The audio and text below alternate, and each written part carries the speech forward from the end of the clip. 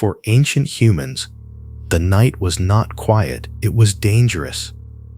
Beyond the firelight, there were predators with better teeth, better noses, better hearing, and far better night vision. A human lying asleep beside a dying fire was not the strongest animal in the landscape, it was a vulnerable one. We like to imagine early humans as brave hunters, standing proudly with spears, mastering the wild, but for a long time, humans were also prey. Big cats watched from the dark, hyenas followed the smell of meat, wolves moved through the same hunting grounds, bears, cold, hunger, injury, and surprise could end a life very quickly. And then something strange happened. One of the animals competing with humans began moving closer. Not a cow, not a horse, not a chicken, a wolf, the same kind of animal that could have stolen food, attacked the weak, or followed humans like a threat at the edge of camp. Somehow, over many generations, that relationship changed. The animal outside the fire became the animal beside the fire. And once that happened, human survival may have changed forever. At first, wolves and humans were not friends. They were rivals. Both hunted large animals. Both lived in groups. Both could travel long distances. Both used teamwork. Both were intelligent enough to watch each other, learn from each other, and compete for the same food. But wolves had senses humans could only dream of. They could smell danger long before humans saw it. They could hear movement in the darkness. They could track animals across landscapes using scents humans could not even detect. Humans had their own advantages. We had hands, tools, fire, planning, language, spears, the ability to throw, the ability to teach, the ability to imagine tomorrow and prepare for it. Separately, wolves and humans were impressive. Together, they became something else. The first step probably did not look like friendship. It probably looked like scavenging. Human camps left behind bones, scraps, fat, skins, and waste.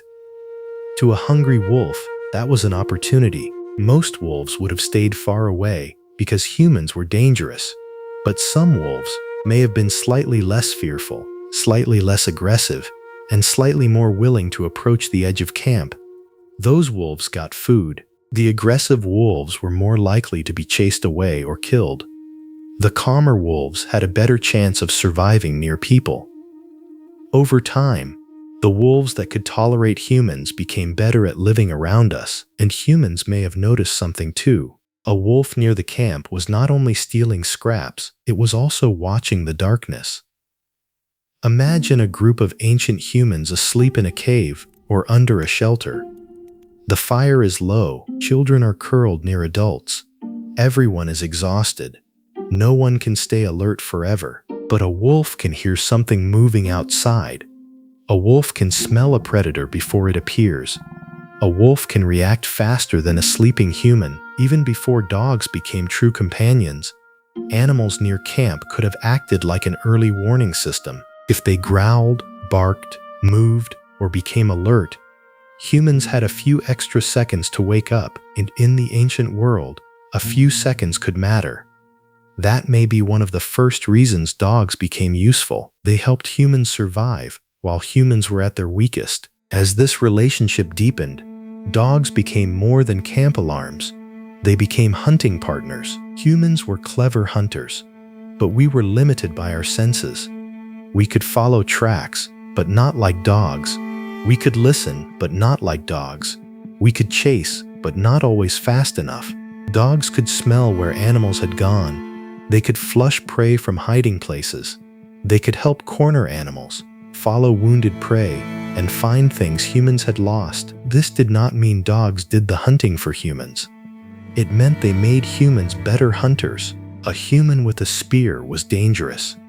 A group of humans with dogs was even more dangerous. That partnership may have been especially important in harsh environments, where food was uncertain and failure could be deadly. In cold landscapes, during difficult seasons, the difference between finding prey and losing it could be the difference between survival and starvation. Dogs also changed the emotional world of the camp. This part is easy to overlook, but ancient survival was not just about weapons and food. It was also about stress, fear, isolation, grief, and trust. Humans are social animals. We survive better in groups. Dogs fit into that social world in a way most animals never could. They followed us. They slept near us. They responded to our voices. They watched our faces. They learned our routines. And over time, they became one of the few animals that could understand human signals unusually well. Point at something, and many dogs understand that your gesture means something. Change your tone, and a dog may react. Look nervous, excited, angry, or sad, and a dog may notice. That is not normal in the animal kingdom. Most animals do not care where a human points. Most animals do not spend their lives studying our faces. But dogs became experts at humans because their survival became linked to ours, and our survival became linked to them. This made dogs different from other useful animals. A goat can give milk. A horse can carry weight. A chicken can lay eggs. But a dog reads the group. It reacts to danger. It joins the hunt. It protects territory. It follows emotion. It becomes part of the social fabric.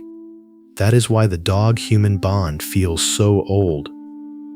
It is not just because dogs are cute. Cuteness came later. The first bond was built from firelight, hunger, danger, and survival. But this raises a bigger question. Did ancient humans truly need dogs to survive? The honest answer is complicated.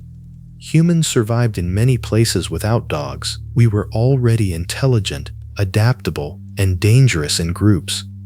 Dogs did not invent human survival, but they may have given humans an advantage that no tool could fully replace. A spear cannot smell a predator. A fire cannot track a deer. A stone blade cannot warn you that something is moving outside the camp. A dog could. Dogs may have acted like living technology before technology became advanced. They were alarms, trackers, guards, companions, cleaners, heaters, hunting partners, and emotional anchors all at once. And unlike a tool, they could learn. They could respond. They could choose to stay. That is what makes this story so strange. Humans did not simply tame dogs. Dogs may have helped tame the world for humans. They made the night slightly less dangerous. They made hunting slightly more successful. They made camps slightly safer. They made loneliness slightly easier. They turned the edge of the firelight into a shared border between two species. And as humans changed dogs, dogs changed humans. They may have shaped how we hunted, how we traveled, how we protected our families, and how we thought about other animals.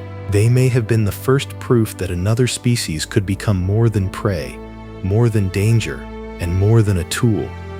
A wolf could become a partner could become a companion could become family.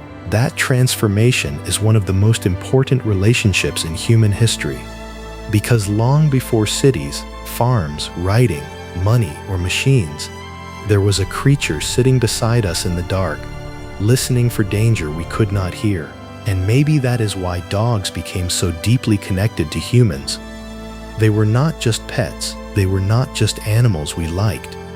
They were one of the first species that helped us survive being human. Ancient humans had fire. They had tools. They had language. They had each other. But beside the fire, watching the dark, they also had dogs. And in a world full of teeth, cold, hunger, and fear, that may have made all the difference.